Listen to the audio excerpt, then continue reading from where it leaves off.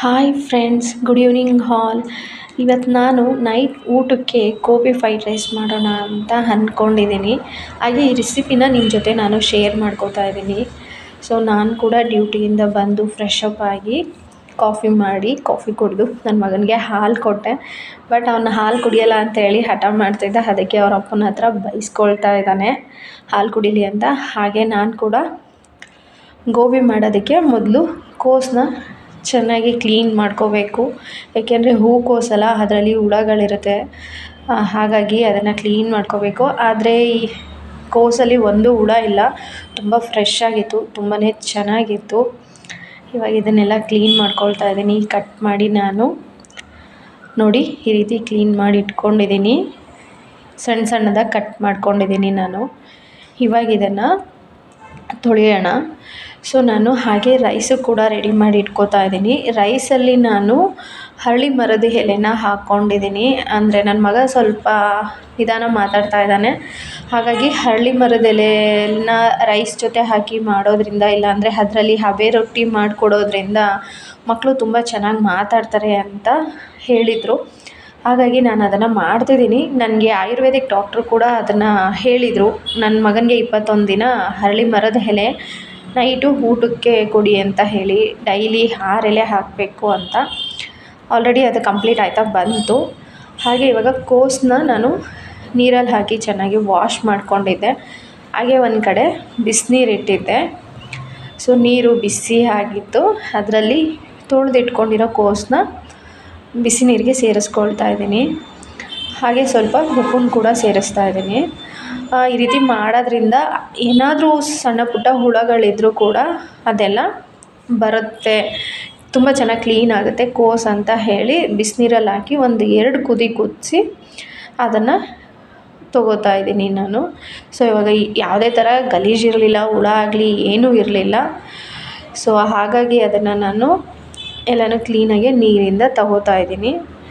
So ಇವಾಗ ನೀರೆಲ್ಲ ಸ್ವಲ್ಪ ಸೋರೋದಕ್ಕಿಟ್ಟಿದ್ದೀನಿ. ಸೊ ನೋಡಿ ತುಂಬ ಬಿಸಿ ಇದೆ. ಸೊ ಇವಾಗ ನೀರೆಲ್ಲ ಫಸ್ಟು ಕ್ಲಿಯರ್ ಆಗಿದೆ, ಸ್ವಲ್ಪನೂ ನೀರಿಲ್ಲ. ಅದಕ್ಕೆ ನಾನು 1-2 ಸ್ಪೂನಷ್ಟು ಕಾರ್ನ್ಫ್ಲೋರು ಸೇರಿಸ್ಕೊಂಡಿದ್ದೀನಿ. ಹಾಗೆ ಸ್ವಲ್ಪ ಚಿಲ್ಲಿ ಪೌಡರು, ಖಾರ ನೋಡಿಕೊಂಡು ಹಾಕ್ಕೋಬೇಕು. ಸೊ ಹಾಗೆ ಸ್ವಲ್ಪ ಅರಶಿನ, ಸ್ವಲ್ಪ ಉಪ್ಪು, ರುಚಿಗೆ ಗೋಬಿಗೆ ಎಷ್ಟು ಬೇಕೋ ಅಷ್ಟನ್ನು ಸೇರಿಸ್ಕೊತಾ ಇದ್ದೀನಿ. ಹಾಗೆ ಸ್ವಲ್ಪ ಗರಂ ಮಸಾಲ. ಇದಕ್ಕೆ ಬೇಕು ಅಂದರೆ ನೀವು ಧನಿಯಾ ಪೌಡರು ಮತ್ತು ಗರಂ ಮಸಾಲನ ಹಾಕೋಬೋದು. ಆದರೆ ನಾನು ಅದನ್ನು ಸೇರಿಸ್ಕೊಂಡಿಲ್ಲ, ಅದು ಆಪ್ಷನಲ್ಲು. ಹಾಗೆ ಸ್ವಲ್ಪ ಶುಂಠಿ ಬೆಳ್ಳುಳ್ಳಿ ಪೇಸ್ಟ್ ಹಾಕ್ಕೊಂಡು ಅದನ್ನು ಈ ರೀತಿ ಚೆನ್ನಾಗಿ ಮಿಕ್ಸ್ ಮಾಡ್ಕೋಬೇಕು. ನೀರನ್ನ ನೋಡಿಕೊಂಡು ಬೇಕು ಅಂದರೆ ಹಾಕ್ಕೋಬೇಕು, ಇಲ್ಲ ಅಂದರೆ ಬೇಡ. ನೋಡಿ ನಾನೊಂದು ಸ್ವಲ್ಪ ನೀರನ್ನು ಸೇರಿಸ್ಕೊಳ್ತಾ ಇದ್ದೀನಿ ಅಷ್ಟೇ. 1 ಸ್ಪೂನಷ್ಟು ನೀರನ್ನು ಸೇರಿಸ್ಕೊಂಡು ಕಲಿಸ್ಕೊತಾ ಇದ್ದೀನಿ. ಈ ರೀತಿ ಅಂದರೆ ಈ ರೀತಿ ನಿಧಾನವಾಗಿ ಕ್ಲೀನಾಗಿ ಎಲ್ಲನೂ ಕಲಿಸ್ಕೋಬೇಕು. ಕಲಸಿ ಇದನ್ನು ಒಂದು 1/2 ಅವರ್ ಎತ್ತಿಟ್ಬಿಡೋಣ. ನೋಡಿ ಇವಾಗ 1/2 ಅವರ್ ಆಗಿದೆ. ಸೊ ಇವಾಗ ಇದನ್ನು ನಾನು ಎಣ್ಣೆಯಲ್ಲಿ ಫ್ರೈ ಮಾಡ್ಕೊತಾ ಇದ್ದೀನಿ. ನೋಡಿ ಎಷ್ಟು ಚೆನ್ನಾಗಿ ಇದಾಗಿದೆ. ನಮ್ಮ ಮನೆಯವರು ನಾನು ಇದನ್ನು ರೆಡಿ ಮಾಡ್ಕೊಳ್ತಾ ಇದ್ದೆ. ಅವರು ತಿನ್ನೋಕೆ ಏನಾದರೂ ಬೇಕು ಅಂತ ಹೇಳಿ ಆಲೂಗೆಡ್ಡೆ ಚಿಪ್ಸ್ ಮಾಡ್ಕೋತಾ ಇದ್ದರು. ಸೊ ಎಣ್ಣೆ ಹಾಗೆ ಬಿಸಿ ಇದ್ದಿದ್ದರಿಂದ ಅದರಲ್ಲೇ ನಾನು ಗೋಬಿನ ಫ್ರೈ ಮಾಡ್ಕೊಳ್ತಾ ಇದ್ದೀನಿ. ಈ ರೀತಿ ಅಂದರೆ ಇದನ್ನು ಫಸ್ಟು ಒಂದು ಅರ್ಧ ಬೇಯಿಸ್ಕೊಂಡು ತೆಗೆದಿಟ್ಕೋಬೇಕು. ಮತ್ತು ತಿರ್ಗಿ ಇನ್ನೊಂದು ಸರಿ ಎಣ್ಣೆಗೆ ಲಾಸ್ಟಲ್ಲಿ ಫ್ರೈ ಮಾಡೋದ್ರಿಂದ ಏನಾಗುತ್ತೆ, ಇದು ಕೂಡ ಕ್ರಿಸ್ಪಿಯಾಗಿರುತ್ತೆ. ಸೊ ತಿನ್ನಬೇಕಾದ್ರೂ ಕೂಡ ತುಂಬ ಚೆನ್ನಾಗಿರುತ್ತೆ, ಮತ್ತು ಟೇಸ್ಟ್ ಕೂಡ ಅಷ್ಟೇ ತುಂಬ ಚೆನ್ನಾಗಿರುತ್ತೆ. ಸೊ ಇವಾಗ ಇದನ್ನು ಈ ರೀತಿ ಫ್ರೈ ಆಗಿದೆ. ಇವಾಗ ನಾನು ಇದನ್ನು ಒಂದು ಪ್ಲೇಟ್ಗೆ ತೊಗೋತಾ ಇದ್ದೀನಿ. ನಾನು ಇಷ್ಟು ದಿನ ವೀಡಿಯೋ ಮಾಡಿರಲಿಲ್ಲ. 2 ಮಂತ್ಸ್ ಗ್ಯಾಪ್ ಆಯಿತು. ನನಗೆ ಎಕ್ಸಾಮ್ಸ್ ಇತ್ತು, ಜೊತೆಗೆ ಸ್ವಲ್ಪ ಹೆಲ್ತ್ ಇಶ್ಯೂಸ್ ಇತ್ತು. ಹಾಗಾಗಿ ನಾನು ವೀಡಿಯೋಗಳನ್ನ ಹಾಕ್ತಿರಲಿಲ್ಲ. ಶಾರ್ಟ್ ವೀಡಿಯೋಸ್ಗಳನ್ನ ಟೈಮ್ ಸಿಕ್ಕಿದಾಗ ಹಾಕ್ತಿದ್ದೆ, ಬಟ್ ಲಾಂಗ್ ವೀಡಿಯೋ ಅಪ್ಲೋಡ್ ಮಾಡೋಕ್ಕಾಗ್ತಿರ್ಲಿಲ್ಲ. ನನಗೆ ಸ್ವಲ್ಪ ಹೆಲ್ತ್ ಇಶ್ಯೂಸ್ ಇತ್ತು. ಹಾಗಾಗಿ ಗೋಬಿನ ಈ ರೀತಿ ಹಾಕ್ಕೊಂಡು ಫ್ರೈ ಮಾಡ್ಕೋಬೇಕು. ಎಕ್ಸಾಮ್ಸ್ ಹೇಗೋ ಮುಗಿದಿದೆ. ಸೊ ನೋಡಬೇಕು, ರಿಸಲ್ಟ್ಗೋಸ್ಕರ ವೆಯ್ಟ್ ಮಾಡ್ತಾಯಿದ್ದೀನಿ. ಇವಾಗ ಗೋಬಿ ಎಲ್ಲ ಫ್ರೈ ಆಗಿದೆ. ಇವಾಗ ಮೊದಲು ಫ್ರೈ ಮಾಡಿ ಇಟ್ಕೊಂಡಿರೋ ಗೋಬಿನೂ ಕೂಡ ಇದರಲ್ಲಿ ಸೇರಿಸ್ಕೊಂಡು ಇನ್ನೊಂದು ಸ್ವಲ್ಪ ಹೊತ್ತು ಒಂದು 2 ನಿಮಿಷ ಫ್ರೈ ಮಾಡಿಕೊಂಡ್ರೆ ಸಾಕು. ಒಂದು 2-3 ನಿಮಿಷ ತುಂಬ ಕ್ರಿಸ್ಪಿಯಾಗಿರುತ್ತೆ. ನನ್ನ ಮಗ ಅಂತೂ ಫ್ರೈ ಮಾಡಿ ಇಟ್ಟಿದ್ದನ್ನು ಹೋಗಿ ಬಂದು ತಿಂದು ಖಾಲಿ ಮಾಡ್ತಾನೇ ಇದ್ದ.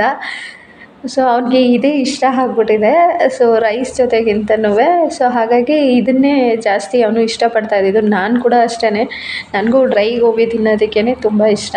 ನಾನು ಹೊರಗಡೆ ಗೋಬಿ ತಿನ್ನೋಕೆ ಹೋದ್ರೂ ಕೂಡ ಅವ್ರ ಹತ್ರ ಕೇಳಿನಾದರೂ ಸರಿ ಡ್ರೈ ಗೋಬಿನ ಈಸ್ಕೊತೀನಿ ತಿನ್ನೋದಕ್ಕೆ. ನನಗೆ ಡ್ರೈ ಗೋಬಿನೇ ತುಂಬ ಇಷ್ಟ. ಇವಾಗ ಇದು ಫುಲ್ಲು ಫ್ರೈ ಆಗಿದೆ. ಸೊ ಇವಾಗ ನಾನು ಇದನ್ನು ಒಂದು ಪ್ಲೇಟ್ಗೆ ಎತ್ತಿಟ್ಕೊತೀನಿ. ಕ್ಲೀನಾಗಿ ಎಲ್ಲನೂ ಎಣ್ಣೆ ಸೋರಿಸಿ ನೋಡಿ ಎಷ್ಟು ಯಾವುದೇ ಥರದ್ದು ಫುಡ್ ಕಲರ್ ಇಲ್ಲ ಮತ್ತು ಯಾವುದೇ ಥರದ್ದು ಸಾಸ್ಗಳನ್ನೂ ಕೂಡ ನಾನು ಬಳಸ್ತೇನೆ. ತುಂಬ ಸಿಂಪಲ್ಲಾಗಿ ಮನೆಯಲ್ಲಿ ಗೋಬಿ ಮಾಡ್ಕೊಳ್ಳೋದನ್ನು, ಅಂದರೆ ಗೋಬಿ ಫ್ರೈಡ್ ರೈಸ್ ಮಾಡ್ಕೊಳ್ಳೋದನ್ನು ಹೇಳ್ಕೊಡ್ತಾ ಇರೋದು ಇವತ್ತು.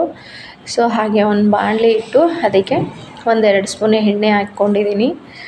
ಈರುಳ್ಳಿ ಹಾಕ್ಕೊಂಡು ನಾನು ಫ್ರೈ ಮಾಡ್ಕೊಳ್ತಾ ಇದ್ದೀನಿ. ಈರುಳ್ಳಿ ಸ್ವಲ್ಪ ಫ್ರೈ ಆದರೆ ಸಾಕು, ಜಾಸ್ತಿ ಏನು ಫ್ರೈ ಆಗೋದು ಬೇಡ. ಏಕೆಂದರೆ ತರಕಾರಿ ಎಲ್ಲ ಹಾಕಿ ನಾವು ಫ್ರೈ ಮಾಡ್ಕೋತೀವಲ್ಲ ಅದಕ್ಕೆ.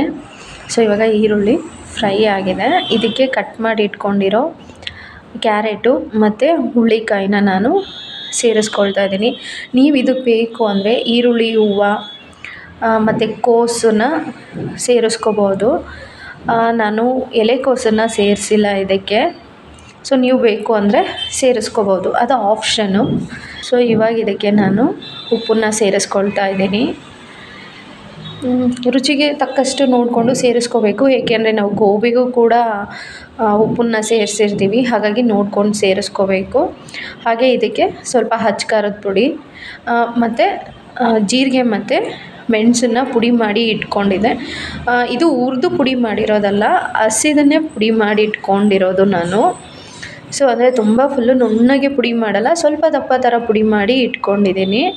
ಸೊ ಹಾಗೆ ಸ್ವಲ್ಪ ಒಂದು ಸ್ಪೂನಷ್ಟು ಶುಂಠಿ ಬೆಳ್ಳುಳ್ಳಿ ಪೇಸ್ಟನ್ನು ಸೇರಿಸ್ಕೊಂಡಿದ್ದೀನಿ ನಾನು. ಸ್ವಲ್ಪ ಗರಂ ಮಸಾಲ ಸೇರಿಸ್ಕೊಳ್ತಾ ಇದ್ದೀನಿ. ಇದಕ್ಕೆ ನಾನು ಸ್ವಲ್ಪ ಫ್ರೈಡ್ ರೈಸ್ ಪೌಡರ್ನ ಮಿಕ್ಸ್ ಮಾಡ್ಕೊಂಡಿದ್ದೀನಿ. ಅದು ವೀಡಿಯೋದಲ್ಲಿ ಸ್ಕಿಪ್ ಆಗಿದೆ, ಸಾರಿ ಫ್ರೆಂಡ್ಸ್. ಇವಾಗ ಇದನ್ನು ಈ ರೀತಿ ಚೆನ್ನಾಗಿ ಮಿಕ್ಸ್ ಮಾಡಿಕೊಂಡು ಫ್ರೈ ಮಾಡ್ಕೋಬೇಕು. ಇದನ್ನು ಮೀಡಿಯಮ್ ಫ್ಲೇಮ್ನಲ್ಲಿ ಇಟ್ಕೊಂಡು ಫ್ರೈ ಮಾಡ್ಕೋಬೇಕು. ಸೊ ಇವಾಗ ಗೋಬಿ ಇದೆಯಲ್ಲ ಅದನ್ನು ಸೇರಿಸ್ಕೊಂಡು ಇದು ಈ ರೀತಿ ಚೆನ್ನಾಗಿ ಮಿಕ್ಸ್ ಮಾಡ್ಕೋಬೇಕು.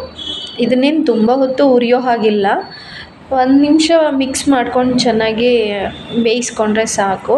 ಇವಾಗ ಇದು ರೆಡಿ ಆಗಿದೆ. ಅದ್ರ ಜೊತೆಗೆ ನಾನು ಕ್ಯಾಪ್ಸಿಕಮ್ನ ಸೇರಿಸ್ಕೊಳ್ತಾ ಇದ್ದೀನಿ. ನೀವು ಕ್ಯಾಪ್ಸಿಕಮ್ನ ತರಕಾರಿ ಜೊತೆನಾದರೂ ಸೇರಿಸ್ಕೋಬೋದು, ಬಟ್ ಜಾಸ್ತಿ ಫ್ರೈ ಆಗಿಬಿಟ್ರೆ ಕ್ಯಾಪ್ಸಿಕಮ್ ತಿನ್ನೋಕ್ಕೆ ಅಷ್ಟು ಚೆನ್ನಾಗಿರಲ್ಲ. ಹಾಗಾಗಿ ನಾನು ಲಾಸ್ಟಲ್ಲಿ ಕ್ಯಾಪ್ಸಿಕಮ್ನ ಸೇರಿಸ್ಕೊಳ್ತಾ ಇದ್ದೀನಿ. ತಿನ್ನಬೇಕಾದ್ರೆ ಬಾಯಿಗೆ ಸ್ವಲ್ಪ ಚೆನ್ನಾಗಿ ಕ್ರಿಸ್ಪಿಯಾಗಿ ಸಿಗುತ್ತೆ ಅಂತ ಹೇಳಿ. ತುಂಬ ಫ್ರೈ ಆಗಿಬಿಟ್ರೆ ಕ್ಯಾಪ್ಸಿಕಮ್ ತಿನ್ನೋಕ್ಕಾಗಲ್ಲ, ಅದಕ್ಕೋಸ್ಕರ. ಇವಾಗ ಇದು ಪೂರ್ತಿಯಾಗಿ ರೆಡಿಯಾಗಿದೆ. ಇದರಲ್ಲಿ ರೈಸ್ ಹಾಕಿ ಮಿಕ್ಸ್ ಮಾಡೋದಕ್ಕೆ ಸ್ವಲ್ಪ ಕಷ್ಟ ಆಗುತ್ತೆ ಅಂತ ಹೇಳಿ ನಾನು ಇದನ್ನು ಬೇರೆ ಪಾತ್ರೆಗೆ ಶಿಫ್ಟ್ ಮಾಡ್ಕೊಳ್ತಾ ಇದ್ದೀನಿ ನೋಡಿ. ಸೊ ಇವತ್ತು ನಾನು ತೋರಿಸಿರೋ ಈ ರೆಸಿಪಿ ನಿಮಗೆಲ್ರಿಗೂ ಇಷ್ಟ ಆಗಿದೆ ಅಂದ್ಕೊಂಡಿದ್ದೀನಿ ಫ್ರೆಂಡ್ಸ್. ನೀವು ಕೂಡ ಒಂದ್ಸರಿ ಟ್ರೈ ಮಾಡಿ ಟೇಸ್ಟು ಹೇಗಿತ್ತು ಅಂತ ಹೇಳಿ ನನಗೆ ಕಮೆಂಟ್ ಮೂಲಕ ತಿಳಿಸಿ. ಇವಾಗ ನಾನು ಎಲ್ಲನೂ ರೈಸ್ ಜೊತೆ ಚೆನ್ನಾಗಿ ಮಿಕ್ಸ್ ಮಾಡಿಕೊಂಡು ಇದನ್ನು ಒಂದು 2 ನಿಮಿಷ ಹುರ್ಕೊಂಡ್ರೆ ಗೋಬಿ ಫ್ರೈಡ್ ರೈಸು ರೆಡಿ ಆಗುತ್ತೆ. ಸೊ ಈ ವಿಡಿಯೋ ನಿಮಗೆ ಇಷ್ಟ ಆಗಿದೆ ಅಂದ್ಕೊಂಡಿದ್ದೀನಿ. ಇಷ್ಟ ಆಗಿದ್ದರೆ ದಯವಿಟ್ಟು ವಿಡಿಯೋನ ಶೇರ್ ಮಾಡಿ, ಲೈಕ್ ಮಾಡಿ, ಹಾಗೆ ಸಬ್ಸ್ಕ್ರೈಬ್ ಮಾಡ್ಕೊಳ್ಳಿ. ಬೆಲ್ ಬಟನ್ ಮೇಲೆ ಕ್ಲಿಕ್ ಮಾಡ್ಕೊಳ್ಳಿ. ನಾನು ಯಾವುದೇ ವಿಡಿಯೋ ಅಪ್ಲೋಡ್ ಮಾಡಿದ್ರೂ ಕೂಡ ನಿಮಗೆ ನೋಟಿಫಿಕೇಷನ್ ಬರುತ್ತೆ. ಎಲ್ರಿಗಿಂತ ಮೊದಲು ನೀವೇ ನನ್ನ ವಿಡಿಯೋನ ನೋಡ್ಬೋದು. ಸಪೋರ್ಟ್ ಮಾಡಿ ಫ್ರೆಂಡ್ಸ್. ನೋಡಿ ಗೋಬಿ ಫ್ರೈಡ್ ರೈಸು ರೆಡಿ ಆಗಿದೆ.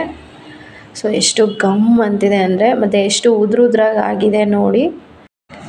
ಇವತ್ತಿನ ವಿಡಿಯೋನ ಇಲ್ಲಿಗೆ ಎಂಡ್ ಮಾಡ್ತಾ ಇದ್ದೀನಿ. Thanks for the watching friends.